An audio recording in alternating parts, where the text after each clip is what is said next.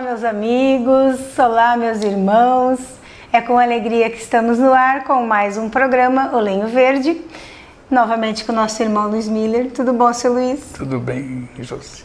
Que bom ter Obrigado. Pessoas de gabarito para nos auxiliar nesse projeto Lenho Verde. O projeto Lenho Verde já tem 1 ano, é Jesus na sua casa. O Lenho Verde é uma homenagem a Jesus e é um espaço para o espiritismo na televisão. Um espaço para que você compreenda a doutrina espírita, que ela não é aquilo tudo que dizem que ela é. A doutrina espírita é uma doutrina de paz, de luz e de muito amor, que revive Jesus em todos os seus ensinamentos. E semana passada, o nosso irmão Alexandre, estava aqui, estudou, preparou, trouxe um ótimo trabalho para nós. E hoje o seu Luiz Miller trouxe para nós um pouquinho da reencarnação, né, seu Luiz? Esse tema da reencarnação é um dos temas mais polêmicos, da doutrina. Entre os espíritas não é polêmico, porque nós começamos a estudar gradativamente. A questão, ela se torna complexa por falta de estrutura das pessoas que estudam um pouco. Aí não é só a reencarnação. Por exemplo, como é que vai falar de átomo alguém que não entende de química? É verdade. Então, para você conhecer os princípios espíritas, é preciso estudar todos eles. A reencarnação é um deles. É um fundamento, é um dos pilares da doutrina espírita, a reencarnação, que por sua vez é baseada em Jesus. Porque é uma das coisas que nós sempre defendemos, e a doutrina espírita sempre defende, que tudo aquilo que a doutrina espírita apregoa deve estar de acordo com Jesus. Ou seja, a reencarnação. E a pessoa, mas Jesus não falou de reencarnação. É que na época não se falava de reencarnação, se falava de ressurreição. Só que um dos aspectos muito interessantes e importantes é a ideia reencarnacionista. Porque a força de uma ideia você pode avaliar pelo tempo que ela existe. Pela força de enfrentar o tempo e o espaço. E nós vamos encontrar a ideia da reencarnação, que outra coisa não é senão o retorno do espírito, aquele espírito que já viveu, a pessoa morre, vai para o plano espiritual, volta para cá num novo corpo, e isso é a reencarnação. Mas essa ideia, ela já vem desde os pré-socráticos. Você vai encontrar lá em Anaximandro, por exemplo, que é um pré-socrático, é mais anterior a Pitágoras ainda, ele chama de palingenesia. Então a reencarnação, eu gosto desse termo, porque ele diz assim, é um processo palingenético. A reencarnação é um processo palingenético. E depois dele veio Pitágoras. Pitágoras também aceitava o retorno do espírito, só que ele criou a metempsicose, mas isso não quer dizer que anula a ideia do retorno do espírito. Na metempsicose, segundo Pitágoras, o pecador que morria e ia para o plano espiritual podia voltar no corpo de animal. Certo. Quer dizer, é uma espécie de punição que ele aprendeu entre os indianos e entre os egípcios, mas que não anula a ideia central, cuja ideia central é o retorno do espírito. Essa ideia ela vem caminhando. Você vai encontrar depois em Sócrates e Platão, o próprio Evangelho segundo o Espiritismo tem todo um histórico a respeito desses dois como precursores da ideia cristã e do Espiritismo. Então a ideia do retorno do Espírito vem caminhando. Quando Jesus chega entre nós, a ideia do retorno do Espírito entre os judeus se chamava ressurreição. Que não deixa de ser ressurgir o espírito, É ressurgir, só que eles admitiam, e aí é alguma coisa que precisava ser corrigido, e foi, corrigido. Como é que eles admitiam o retorno do espírito? No mesmo corpo. Ou seja, o espírito precisava retornar no mesmo corpo. Aí isso eles chamavam de ressurreição. Enquanto que a reencarnação, ela não é o retorno no mesmo corpo, porque o corpo ele vai se desintegrar por ocasião da morte, os seus elementos que constituem todo aquele processo atômico vão voltar para a sua fonte, carbono vai para o carbono, hidrogênio para o hidrogênio, oxigênio para o oxigênio e assim por diante, Essa é a parte do corpo. Então ela se dispersa. Então o espírito, quando volta ele reestrutura um corpo novo, que de certa forma não tem nada a ver com o corpo anterior, né? Ele vem para resolver questões morais e questões estruturais, que nós chamamos a expiação de questão estrutural. Ou seja, você, numa encarnação, você, digamos que tira a vida de alguém, dá um tiro em alguém. Esse alguém morre com um tiro no fígado, por exemplo. Na próxima encarnação, ele vai trazer essa marca, porque quando ele cometeu o homicídio, no momento da detonação, o primeiro a atingir foi ele, mentalmente. Atinge o quê? Atinge o órgão perispiritual, que é outra coisa que nós precisamos também falar para o público, né? De que o espírito tem um corpo chamado perispírito, quando está encarnado, quando está agora, como nós estamos vivos, vamos usar esse termo, o espírito, através do perispírito, se liga a esse corpo. Né? Então, essa parte estrutural que foi lesada naquele homicídio, ele poderá refletir no próximo corpo. Não significando que ele teria necessariamente um problema hepático, uma vez que já foi atingido o fígado dele, do outro, né? A bala, enfim, atingiu o fígado. Mas, porque ele ao reencarnar, ele sabe que através desse novo corpo, que poderá ter essa fragilidade do aparelho digestivo, ele sabe que se ele se transformar, ele não precisa passar por uma hepatite, por exemplo. Ele não precisa passar por um câncer do fígado, coisa parecida. Porque a misericórdia divina é fantástica, que ela primeiro nos pede a nossa regeneração. Eu diria assim que a alternativa 1. A alternativa 2 é a da dor. Se você não aceita o chamado, Jesus certa vez falou, né? Muitos são os chamados e poucos os escolhidos. Ou seja, o chamamento vem para nós, para que nós possamos escolher o comportamento que temos. Quanto melhor esse comportamento estiver com a verdade, mais próximo da convivência fraterna, menos necessidade você vai ter que recuperar o teu fígado, porque esse fígado vai estar sendo recuperado por esse processo da tua transformação, da tua convivência, né? E daí vem essas enfermidades, né? Que as pessoas não sabem de onde, né? Exatamente. Então, na verdade, o espírito ao reencarnar, ele vem com um quadro expiatório e um quadro provacional. O quadro expiatório, de certa forma, ele precisa passar. Só que ele pode expiar por amor, né, por suor, como diz Chico Xavier, ou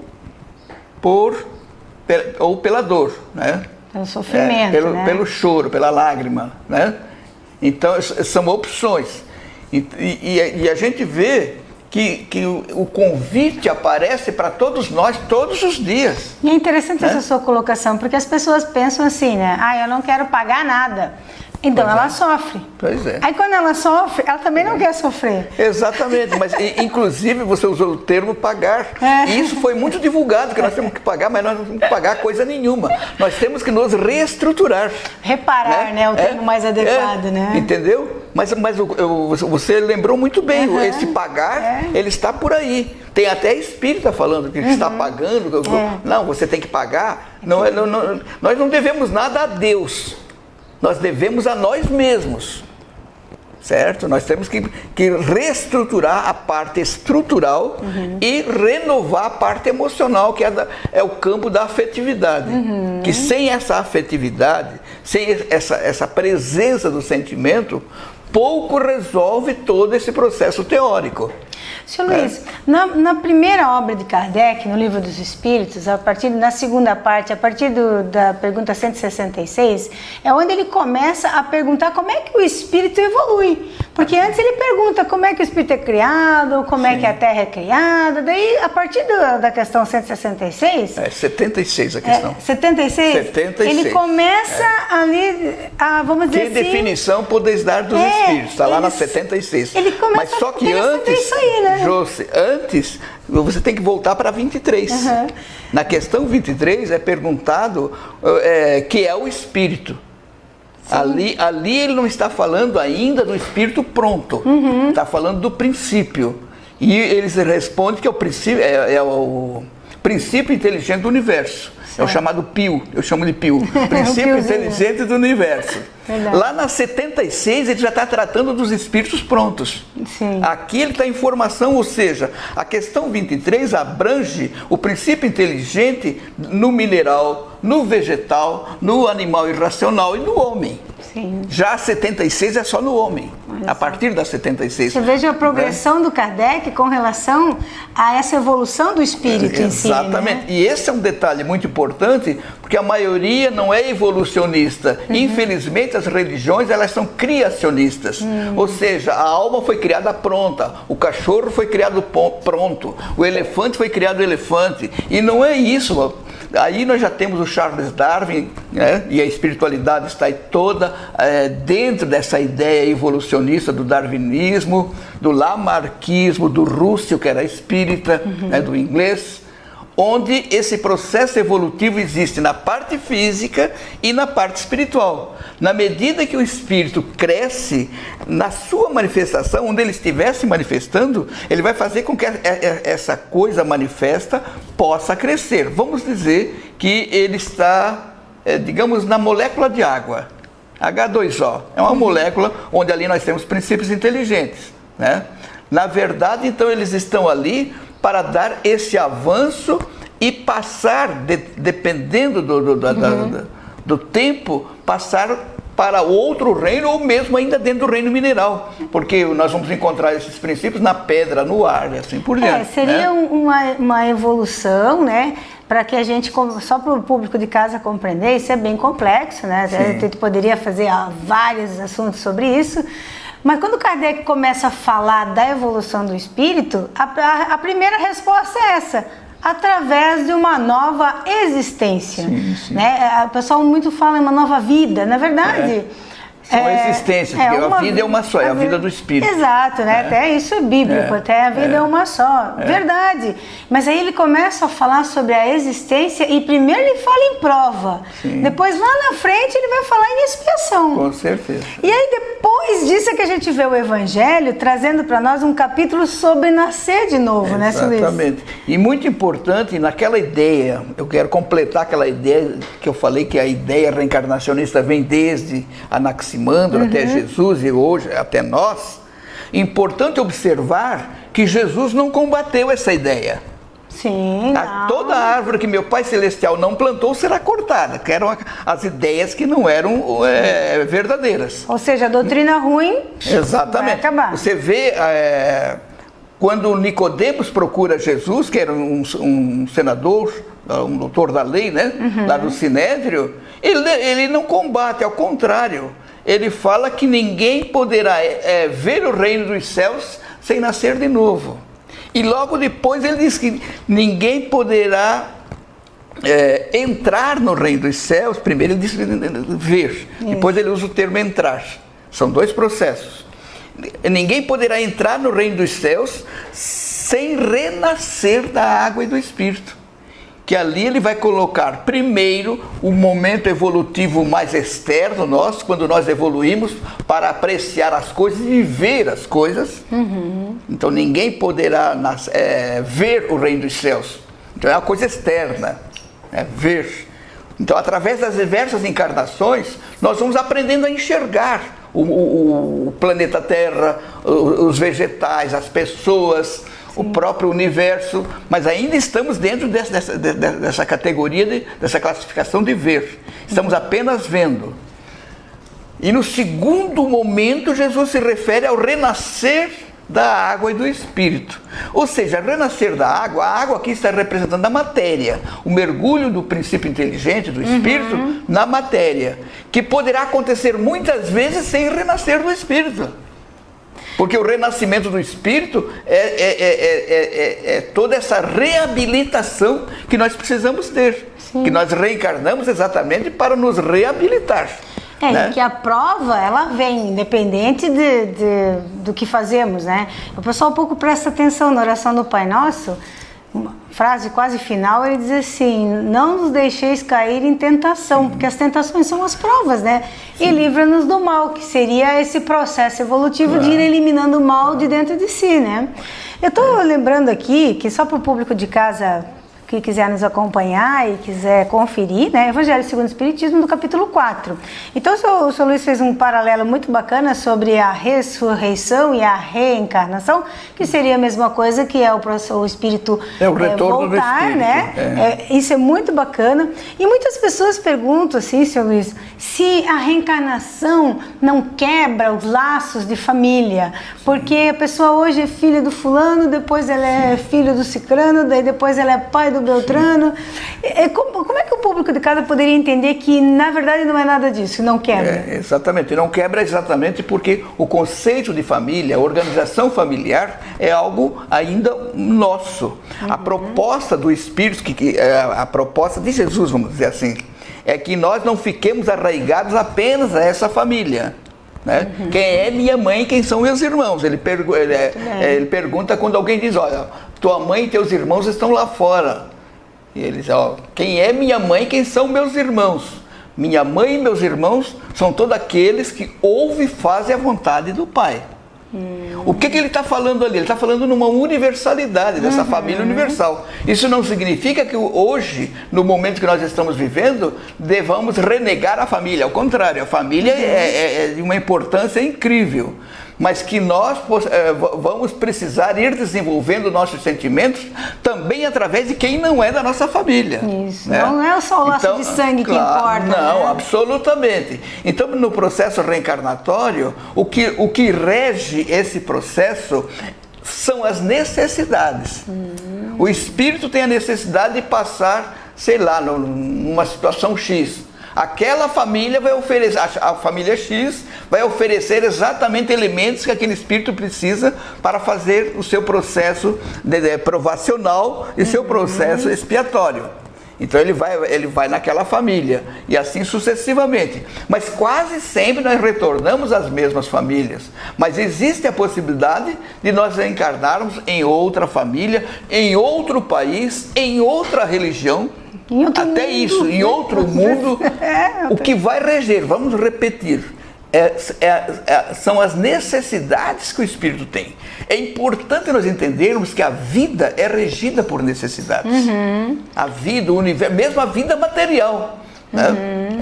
Os reinos, os respectivos reinos, têm suas necessidades e que vão gradativamente sendo supridas pela própria vida, que é a manifestação do Espírito, que o Espírito, o princípio inteligente, ele está em todo esse processo de todos esses reinos. Né? Então, de formas que essa questão que não fortalece os laços de família, ou que pode romper esses laços de família, é algo até importante para que nós não amemos só o nosso familiar. Na verdade, amplia, né? Porque amplia, você consegue... o processo você consegue... é de ampliação. E consegue assim, aumentar, você consegue encarnar na família de um outro pessoal que já te ajudou numa outra existência. Exatamente. E assim vai. Também, Sr. Luiz, eu queria ver aqui sim, que é uma coisa que o pessoal pergunta muito, né? Tem limite para reencarnar? Porque a gente pensa assim, leva um tempo para chegar a ser humano, daí depois leva um tempo para chegar a ser um espírito puro. Com certeza. E quanto tempo? Tem tempo? Tem número de encarnação? Não existe essa determinação numérica, vamos dizer, né? Não existe. O que volta àquela situação que eu coloquei há pouco. O que vai reger, o que vai determinar o número de encarnações nesse mundo de provas e expiações que é a Terra, são as necessidades que temos. No momento em que nós passarmos, digamos assim, superando tudo aquilo que o planeta Terra oferece, não adianta voltar aqui porque ele não vai crescer mais. Então ele precisa ir para um planeta, para uma dimensão tal que ofereça condições dele continuar o seu crescimento. Mas enquanto nós estivermos ainda com necessidades de passar por essas circunstâncias que o planeta Terra oferece, nós vamos voltar aqui para a Terra. Ou, se for o caso, para um outro, agora nós estamos já fechando o ciclo, né? Nós vamos ver que, na verdade, já está havendo um processo seletivo, né? Onde muitos espíritos já não podem mais reencarnar na Terra, porque o ciclo está se fechando, mas eles vão para um planeta também importante para atender aquelas necessidades que eles têm. Então, a própria terra, para eles não é mais importante voltar aqui, que eles vão só repetir as falhas, os erros. Não, é verdade. Né? É uma então coisa eles vão para um planeta onde ele vai ser professor. É mais ou menos como os exilados de Capela que nós conhecemos, né? Fica a dica da leitura. Os exilados de Capela, onde nós entendemos espíritos que vieram de uma outra dimensão, né, de um outro sistema estelar, que vieram para cá, onde lá eles incomodavam, aqui eles foram mestres. Quem era esse pessoal? Abraão, Isaac, Jacó, Moisés. Esses espíritos todos foram espíritos exilados, que veja só a beleza da lei. Eles vêm para cá como exilados, mas trazem uma informação importante do mundo onde eles viviam. Que ideia é essa? A ideia monoteísta. Você vai encontrar a ideia do Deus único através de quem? De Abraão, Isaac, Jacó, esses patriarcas hebreus. Sim. Né? E de onde eles trouxeram essa ideia? Exatamente de uma dimensão em que eles viviam já esse aspecto monoteísta, porque antes deles, a Terra, ou na Terra, nós só tínhamos os politeístas, como ainda temos hoje, né? Na verdade, monoteísta, hoje nós só temos os cristãos, os judeus e os muçulmanos. As demais são todas politeístas. Você vai na Índia, você vai no Egito, né? Todos esses lugares, o politeísmo, os vários deuses, as várias divindades ainda está presente. Está muito forte, né? Mas já o cristianismo, através de Jesus, vem fortalecer a ideia monoteísta, alterando o conceito de Deus para Pai, né? Ele coloca Deus como nosso Pai, mas não só nosso Pai, Pai nosso, que é quando começa a oração. Porque até então, o Deus dos hebreus era um Deus que escolhia um povo, ele selecionava. Ele era meu, né? É o meu Deus. Né? Aí Jesus, ao pronunciar a oração dominical, ele começa, Pai nosso. Pai, ele já tinha dito, só que agora ele diz que é nosso, não é só dos hebreus, é do mundo inteiro. É verdade. Entende? É do mundo inteiro. Ele muda o conceito de Deus nesse sentido e ainda apresenta um Deus de misericórdia, que não é um Deus que se vinga. Um Deus de amor. É um Deus de amor. Isso Pai. É importante. Né? Enquanto que se nós ficarmos apenas lá no Velho Testamento, nós vamos ficar vinculados à ideia do Deus, do Senhor dos Exércitos, daquele Deus guerreiro. É um Deus para daquele ser temido, né? Para ser temido, né? Tanto é que falava de ser temente a Deus, né? Na verdade, e além de mais, lá nós éramos servos, como Deus sendo nosso Pai, nós somos filhos. Sim. Né? Sendo filho, você é herdeiro dessa obra. Então nós somos herdeiros do universo, que é a casa do Pai. Sendo Deus, a gente sendo filho, a gente começa a notar as regalias que temos, começa a notar. Com certeza. Seu Luiz, a gente não tem tanto tempo assim, mas só que para o pessoal entender em casa, a lei do amor, né, ela é essencial nesse processo reencarnatório, assim? O senhor acha assim que quanto mais a gente amar, menos a gente vai precisar reencarnar? Como é que é isso? Mas na verdade é porque através do amor o que vai acontecer? Nós vamos superar aquelas nossas imperfeições. Nós não vamos ter necessidade de reencarnar neste plano, mas as encarnações vão continuar no outro planeta. Porque aí você está já com essa lei, ou com esse amor, não a lei, mas com o amor já desenvolvido.